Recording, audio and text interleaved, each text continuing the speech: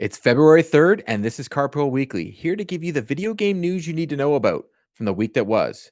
If you like our Carpool content, please leave us a like and subscribe. I'm Court Lalonde. And I'm Seth Sturgill.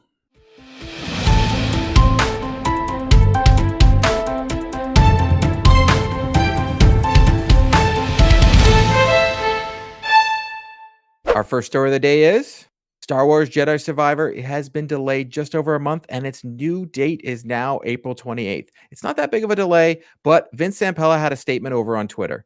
For the last 3 years, the Jedi team here at Respawn has poured its collective heart and soul into Jedi Survivor, and we're proud to say the next chapter in the tale of Cal Kestis is content complete.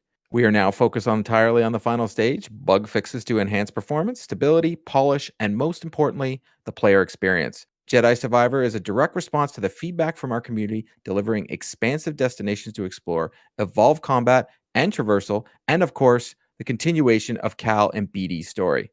Making this game was truly made us a better team, and we have pushed ourselves at every level to make this Star Wars sequel our fans expect from Respawn and Lucas Games. In order for the team to hit Respawn quality bar, provide the team in time they need, and achieve the level of polish for our fans, we added 6 crucial weeks to the release schedule. Star Wars Jedi Survivor will now launch globally on April 28th.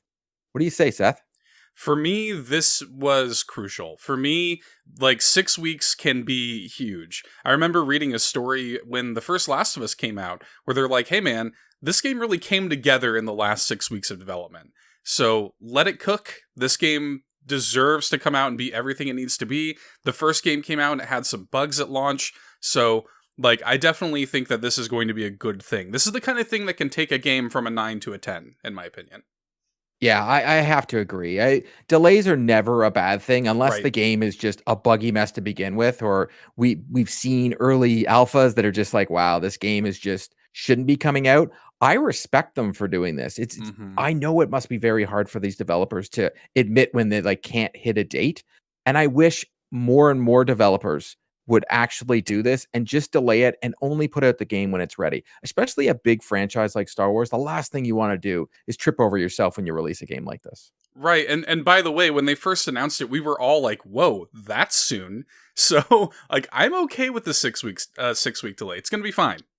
Yeah. Next story here, some things are going on with the Halo franchise, as there'll be no Halo Infinite Story DLC in the future, and the new Halo Online game will be using Unreal Engine. The cuts have also continued at 343 as they lost a reported 95 employees in the recent Microsoft job cuts. In an article from VGC, Tom Ivan writes, quote, Slipspace is reportedly buggy and difficult to use, contributing to the game's troubled production, according to sources said to be familiar with the game's development. Tom goes on to write, backing up a previous report, Bloomberg claims that 343 made the decision to pivot to Epic's Unreal Engine late last year. It's reportedly being used for a new multiplayer game codenamed Tatanka, which 343 is developing in collaboration with prolific Texas-based support studio Certain Affinity. The game is said to have begun life as a battle royale, but that it could yet evolve in different directions. 343 developers are reportedly creating prototypes in the Unreal Engine and pitching ideas for new Halo games. It's claimed that while future series entries could use Unreal, there's concern in some quarters that doing so might negatively impact how Halo feels to play. End quote. What do you think about this one, Court? Honestly, with Halo, I've had issues since day one of Halo Infinite.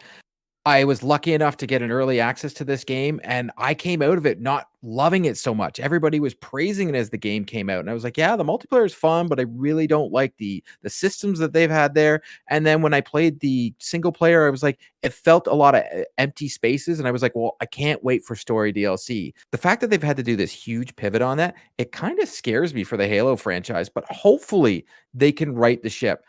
I'm not a big, huge battle royale type person. Yeah. So for me, that doesn't matter. I love the story of Halo. I just want more Halo stories, more world. I wanted story DLC. So if they've got to redo it from the ground up, then let's do it from the ground up. Hopefully with this Activision Blizzard thing, maybe they can talk to the team over at the Call of Duty side and be like, hey, can you help us over here? Yeah, I love Halo 2, and I actually just recently, within the past couple of weeks, played through Halo Infinite in co-op with my cousin. It was so clear to me that this was a game that was made under duress. There are bugs, it was definitely rough, and like you said, there's some kind of empty patches, so I wanted more as well, and I want nothing but the best for Halo. It's a special franchise. It's special to Xbox. Like, let's see some more Halo. Sony could be teasing a new Uncharted in the latest commercial. During the new ad campaign called Live from the PS5, we see many huge Sony first-party games like Spider-Man and God of War in live-action cutscenes, and then we see a young woman inside what looks to be a tomb of some sorts about to grab an artifact. Could this be a hint to another Uncharted game? Only time will tell. Neil Druckmann has stated that Naughty Dog is done with the Uncharted franchise, but that doesn't mean another studio could make the next installment. I, for one, am really, really hoping that Sony doesn't give up on this franchise because it is the reason I bought PlayStation way back in the day. I know I've said this before. I'm a huge fan of the Uncharted series. I grew up loving Indiana Jones. And yeah, like pretty much Nathan Drake is just a giant ripoff of Indiana Jones, but I'm okay with that. I love the franchise. I love what they did with, the Lost Legacy franchise. I really want more from the Uncharted world. And if you have to give it to another studio, I totally get it. Naughty Dog's got their thing going on with The Last of Us, and it totally makes sense that they're done with it. But I really hope that Sony is not done with the Uncharted series. I agree. I think you let Naughty Dog be the Last of Us studio for now. Let them do what they're going to do. The Last of Us is the biggest property for Sony right now, but don't leave Uncharted on the vine. Uncharted 4 came out many years ago at this point. It's been a long period of rest for the Uncharted series, and anybody who played Uncharted 4 knows that the ending of that game made it very easy to see how they could pick it back up. And if it's another studio, I'm totally fine with that. They had a studio that wasn't Naughty Dog made an Uncharted game on the Vita, and guess what? It was good. Like, I enjoyed it. So I would totally welcome this. Bring it on. Hot off the heels of episode 3 of HBO Max's The Last of Us TV series, which hit 5.7 million viewers, up from 4.7 million during episode 2, they have officially renewed the show for season 2. Executive producer Neil Druckmann, who is also the writer and creative director of the game, had this to say, quote, "I'm humbled, honored, and frankly overwhelmed that so many people have tuned in and connected with our retelling of Joel and Ellie's journey. The collaboration with Craig Mazin, our incredible cast and crew, and HBO exceeded my already high expectations. Now we have the absolute pleasure of being able to do it again with Season 2. On behalf of everyone at Naughty Dog and PlayStation, thank you." End quote. The Last of Us currently sits at a 97% critic approval rating on Rotten Tomatoes, with Amazon now wanting to turn Tomb Raider into a Marvel-like franchise, Twisted Metal set to release on TV this year, and God of War in production. Video games are becoming mainstream. Court, this show is great, and we talk about it every week here on the YouTube channel with The Last of Us post-show, and I recommend people check that out for full spoilery thoughts. But man, I am so happy. It was obvious we were going to get a second season, but it's nice to see it confirmed. Yeah, and one thing that is reminding me of everything is, do you remember when the Marvel movies first started coming out and we had like the Captain America and we had the Thor, and then that comics started to become more mainstream and it started becoming more of the conversation in the zeitgeist. And now I'm seeing this with video games. I'm getting people sending me questions about The Last of Us. I have my wife ask me what's going to happen next. And everybody is more into video games. And for me, as someone growing up reading comics and liking video games, and now people are more into what I like as well, or seeing that it's doesn't have this image that it only nerds like video games. It's kind of nice and comforting, to be totally honest. Yeah, it is, right? It's nice to have people kind of come into the treehouse a little bit. And this does seem, I mean, video games seem like, to your point, comic books became the biggest, comic book movies became the biggest industry basically on the planet with Marvel and the MCU. And I definitely feel like, at least for Hollywood and television and stuff, they feel like video games are kind of the next harbor for this, right? Microsoft will be delisting a ton of Xbox 360 games and their DLC. The full list of games will be in our comments below, but the list includes Assassin's Creed, Call of Duty, Dark Souls, Far Cry, Left 4 Dead, Mass Effect, Prince of Persia, Skate, and the Splinter Cell series. This will begin on February 7th, 2023, but Microsoft has stated that the Xbox One versions of these games will still be available. Considering the Xbox 360 came out in November of 2005, this shouldn't be that big of a deal, but we always know that people make a big story out of this. For me, this was just something that was about to happen. Like, if you look at it on the PlayStation side, we can't even download these games. It is about literally playing them in the cloud. So if you've already downloaded or you've already purchased these games, you still can get them in the library. And the fact that you can still get the Xbox One versions of these games, it's not that big of a deal. Yeah, it's really, I mean, this probably affects such a minuscule amount of the population at this point. We're talking about Xbox 360. You know, Mhm. I recently, I mean, mine, like, it works, but, like, just barely. You know, this thing has been around for a long time. Nothing lasts forever, you know? And it's sad to see this stuff get delisted. It happens all the time, but you know, it had to happen eventually. Nothing lasts forever. Yeah, and I would even add that if you have the discs of these games, they're still Yep. going to work on your Xbox thanks to backwards compatibility. So you can still put it in and play the game. Well, Court, I know this one is a big story for us personally. I'm excited to talk about this one. During James Gunn's video presentation of the new DCU, we learned that beyond the slate of new movies, including Superman, Legacy, and The Brave and the Bold, which is a new Batman movie, Gunn mentions that the characters in the film or TV shows will also be the same characters in the video games, played by the same actors and everything, so we should expect to see many new DC video games in the upcoming years. Maybe we even get that Superman game we have all wanted. Court, it feels good to, it's too early to say, I guess, but I am excited for DC in a way that I haven't been in quite some time right now. I am as well, but as I said to you off air before we started recording this, I'm a little concerned of what they might do with Batman. For me, I guess I would call myself a Batman purist. I love the Grant Morrison run of Oh, Batman, and that's what James Gunn says he's going to be basing his Batman on. And for Batman fans, we're still going to get to keep our Robert Pattinson, the Batman, which mm-hmm. is phenomenal, dark, and kind of a lot like what is Batman. But that Grant Morrison run, which is good, is very violent. It's Yeah, probably, I would say, the most violent run of Batman there is. Batman still is in the I don't kill mode, but I would highly recommend people go check out this Grant Morrison run. But I'm very apprehensive that if James Gunn goes with that style that he does, like what he did with Suicide Squad, where, right. we're seeing a lot of gore, I don't know what it is, but I don't want gore in my Batman. And in the Grant Morrison run, you could do that with this Batman. So Yeah, I'm very curious, but at the same time, I'm optimistic because everything else that's ever happened with the DC and movies and the video games have seemed to get it, the animations seem to get it, but the movies just don't seem to get it. So I'm really hoping that we're going to see the change in tide. And I actually really like that the video games will be part of the universe, a lot like the Star Wars games, actually, when you think right. about it, because, Cal Kestis is now part of, Star Wars. Yeah, and I also think that this could be the big way that they differentiate themselves from Marvel. Because what Marvel's doing, they have Marvel video games, of course, but none of them are connected to the universe at large. So I think this could be a really cool and interesting way for DC to have this connective tissue across all media.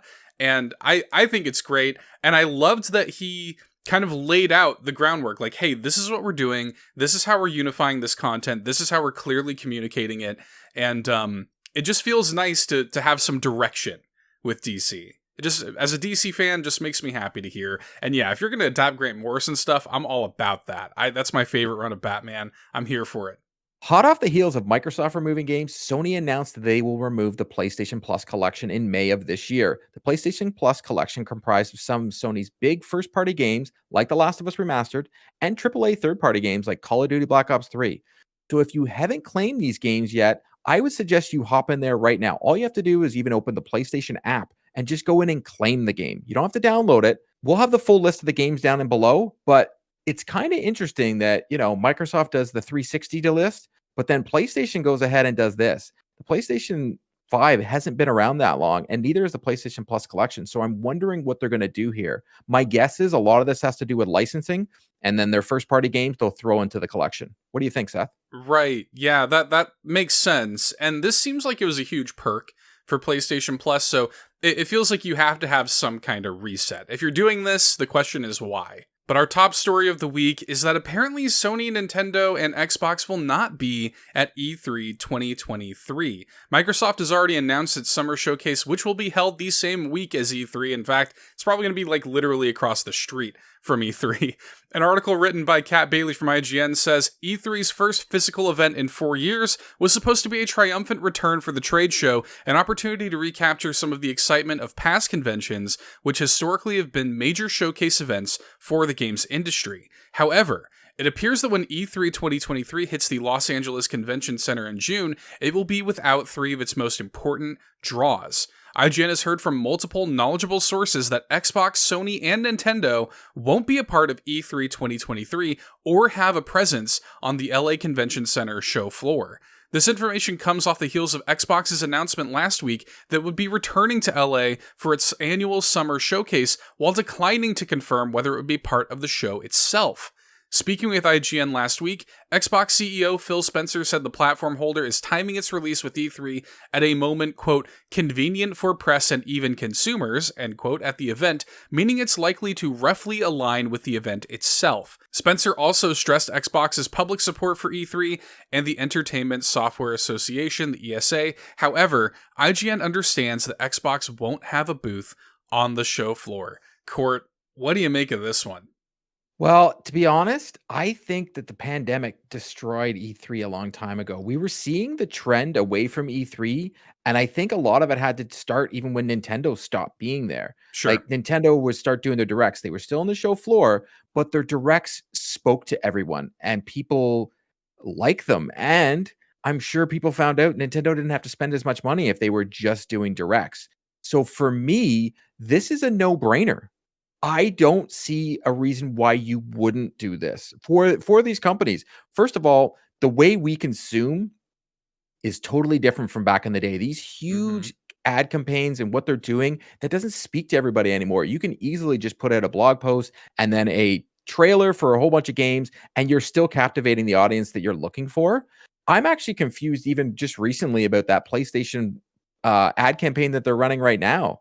To me, I'm just like, why don't you just put your money in a different direction and do kind of what Xbox did with their showcases? I thought that went well over with the fans, how they were putting them in different areas of North America and saying, hey, why don't you come join us while we show this presentation so fans can be there and press can be there at the same time. And I really think that it was a good showing because a lot of people came away from hype from it. And we used to get that. So that's the only thing that I'm going to miss about E3 is that we used to get all this hype. So for me, what I would want, I would love if all these game companies would just do a bunch of different showcases. And then at the Game Awards, we'd get here's the games that are coming out in the next couple of years.